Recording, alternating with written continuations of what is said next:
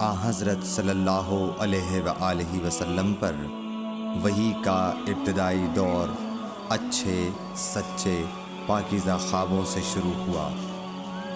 آپ خواب میں جو کچھ دیکھتے وہ صبح کی روشنی کی طرح صحیح اور سچا ثابت ہوتا۔ پھر من جانب قدرت آپ تنہائی پسند ہو گئے اور آپ نے غار حرا میں خلوت نشینی اختیار فرمائی اور کئی دن اور رات وہاں مسلسل عبادت اور یاد الہی و ذکر میں مشغول رہنے لگے۔ جب تک گھر آنے کو دل نہ چاہتا توشہ ہمراہ لیے ہوئے وہاں رہتے۔ توشہ ختم ہونے پر ہی اہلیہ محترمہ حضرت خدیجہ رضی اللہ تعالی عنہا کے پاس تشریف لاتے اور کچھ توشہ ہمراہ لے کر پھر وہاں جا کر خلوت گزین ہو جاتے۔ یہی طریقہ جاری رہا یہاں تک کہ آپ پر حق منکشف ہو گیا اور آپ غار حرا ہی میں قیام پذیر تھے کہ اچانک حضرت جبرائیل علیہ السلام آپ کے پاس حاضر ہوئے اور کہنے لگے کہ اے محمد پڑھو۔ آپ فرماتے ہیں کہ میں نے کہا کہ میں پڑھنا نہیں جانتا۔ آپ صلی اللہ علیہ وسلم فرماتے ہیں کہ فرشتے نے مجھے پکڑ کر اتنے زور سے بھینچا کہ میری طاقت جواب دے گئی۔ پھر مجھے چھوڑ کر کہا پڑھو۔ میں نے پھر وہی جواب دیا کہ میں پڑھا ہوا نہیں ہوں۔ اس فرشتے نے مجھ کو نہایت ہی زور سے بھینچا کہ مجھ کو سخت تکلیف محسوس ہوئی۔ پھر اس نے کہا کہ پڑھ۔ میں نے کہا میں پڑھا ہوا نہیں ہوں۔ فرشتے نے تیسری بار مجھ کو پکڑا اور تیسری مرتبہ پھر مجھ کو بھینچا۔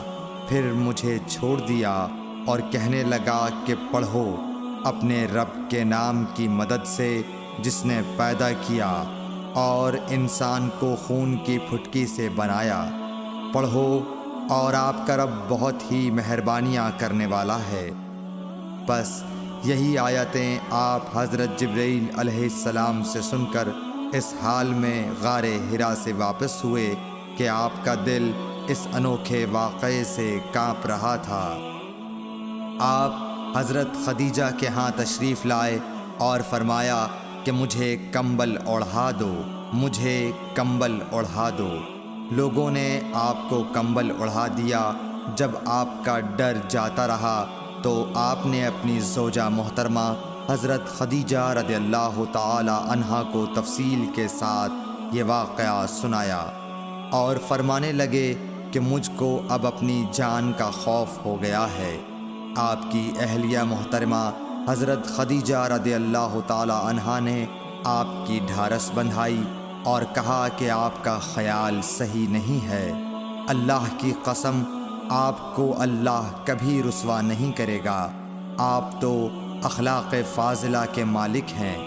آپ تو کنبہ پرور ہیں، بے کسوں کا بوجھ اپنے سر پر رکھتے ہیں، مفلسوں کے لیے آپ کماتے ہیں، مہمان نوازی میں آپ بے مثال ہیں اور مشکل وقت میں آپ امر حق کا ساتھ دیتے ہیں۔ ایسے اوصاف حسنہ والا انسان یوں بے وقت ذلت و خواری کی موت نہیں پا سکتا۔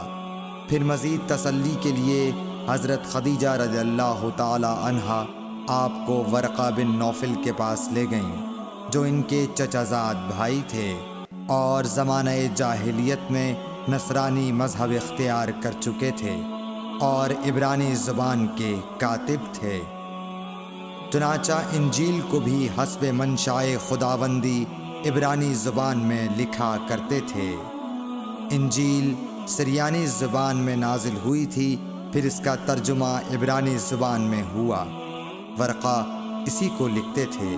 وہ بہت بوڑھے ہو گئے تھے، یہاں تک کہ ان کی بینائی بھی رخصت ہو چکی تھی۔ حضرت خدیجہ رضی اللہ تعالی عنہا نے ان کے سامنے آپ کے حالات بیان کیے اور کہا کہ اے چچا زاد بھائی، اپنے بھتیجے محمد صلی اللہ علیہ وسلم کی زبانی ذرا ان کی کیفیت سن لیجئے۔ وہ بولے کہ بھتیجے آپ نے جو کچھ دیکھا ہے اس کی تفصیل سناؤ۔ چنانچہ آپ صلی اللہ علیہ وآلہ وسلم نے از اول تا آخر پورا واقعہ سنایا، جسے سن کر ورقہ بے اختیار ہو کر بول اٹھے کہ یہ تو وہی ناموس معزز رازدان فرشتہ ہے جسے اللہ نے حضرت موسیٰ علیہ السلام پر وحی دے کر بھیجا تھا۔ کاش میں آپ کے اس عہد نبوت کے شروع ہونے پر جواں عمر ہوتا، کاش میں اس وقت تک زندہ رہتا جب کہ آپ کی قوم آپ کو اس شہر سے نکال دے گی۔ رسول کریم صلی اللہ علیہ وآلہ وسلم نے یہ سن کر تعجب سے پوچھا کہ کیا وہ لوگ مجھ کو نکال دیں گے، حالانکہ میں تو ان میں صادق و امین و مقبول ہوں۔ ورقہ بولا، ہاں یہ سب کچھ سچ ہے، مگر جو شخص بھی آپ کی طرح امر حق لے کر آیا لوگ اس کے دشمن ہی ہو گئے ہیں۔ اگر مجھے آپ کی نبوت کا وہ زمانہ مل جائے تو میں آپ کی پوری مدد کروں گا۔ مگر ورقہ کچھ دنوں کے بعد انتقال کر گئے، پھر کچھ عرصے تک وحی کی آمد موقوف رہی۔ صحیح بخاری حدیث نمبر 3۔